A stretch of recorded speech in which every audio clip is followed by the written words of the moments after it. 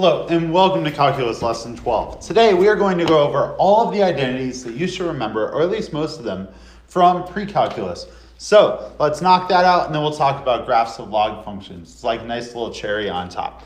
So the idea with these identities is that built into the left side of the identity, so we'll start with sine of a plus b and sine of a minus b.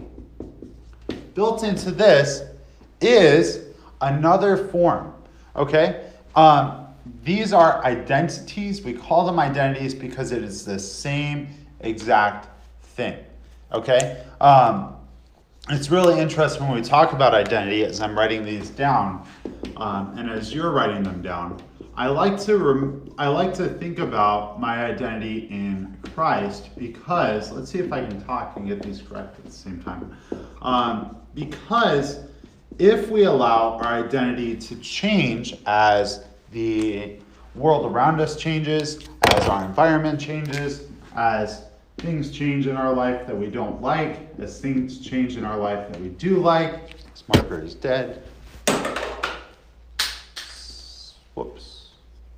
I hit the projector. Anyways, as we allow our identity to change based on external things, then it's really not an identity anymore. It's just something that we're doing. It's just a front that we're putting up. But if our identity is rooted in something bigger, if it's rooted in truth, then it shouldn't change. These identities here are not going to change. Cosine of a plus b is cosine a, cosine b minus sine a, sine b.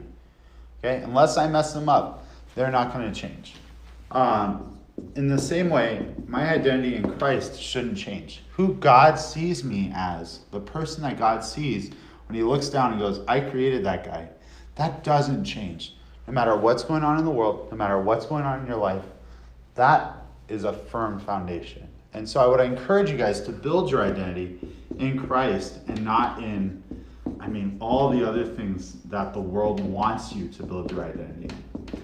So with that said, these identities, which will remain true, if we ever see sine of two things added, we can rewrite it this way. If we ever see cosine of two things added, we can rewrite it this way, and so on. The song is sine, cosine, cosine, sine for the sine ones, and then for the cosine one, it's cosine, cosine, sine, sine. And you can do the little dance. I definitely stole that from a teacher before me. So how do we derive the tangent ones? The tangent identities are simply the sine identities over the cosine identities. So, sine of a plus b is, and I'm writing it up here for a reason,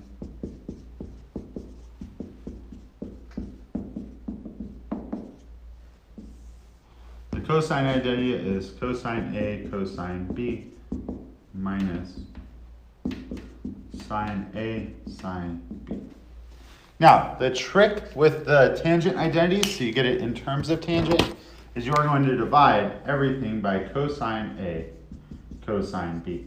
The way I like to remember this is that I want tangent, and I have sines. I know that sine divided by cosine is tangent, and so I just have to multiply everything by divide everything by cosine a cosine b. I'm allowed to do this because I'm doing it to everything in the fraction, so it's as if I'm doing nothing to the fraction. If we look at this, these cosines cancel, everything cancels here, so we're left with 1, and here nothing cancels. So the identity for tangent of a plus b is tan a plus tan b over 1 minus tan a tan b. All right, so that's that part of the lesson. A little painful, but not too bad. Moving on, we have questions where they ask us to simplify or to plug into these things. I'll let you guys figure that out on your own. The next thing we have is our double angle identities. So let's actually zoom that out. Instead of sine of a plus b, we want sine of 2a. So if it's a plus a, what do I have? Well, If I'm plugging in A for B, I have sine of A, cosine of A, plus cosine of A, cosine of B, or cosine of A. It's 2 sine A, cosine A. All right, now cosine of 2A is a little bit complicated. We have cosine squared minus sine squared. But you remember, this one actually has a couple of different forms, right? If you plugged in the identity for cosine squared is 1 minus sine squared, you would get 1 minus 2 sine squared of A. If you plugged in the identity sine squared is 1 minus cosine squared, you could get 2 cosine squared A minus 1. So you kind of pick whichever one works best for your particular situation. We also have the tangent of 2A identity. Again, just allow those to both be A, and you get 2 tangent of A over 1 minus tangent squared A. Finally, we have our half angle identities, which you can look up in the book, but I will write here for your convenience.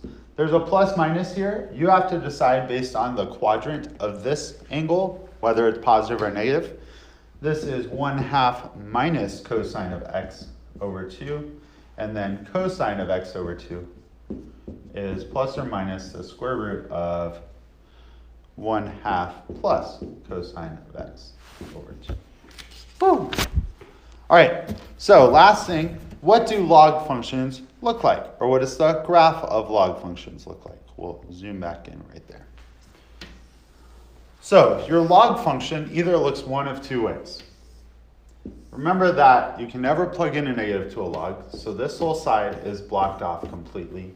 You also can't plug in 0, so it will never touch the y-axis or anything to the left of it. Now, if your log has a base that is greater than 1, your log will look something like that.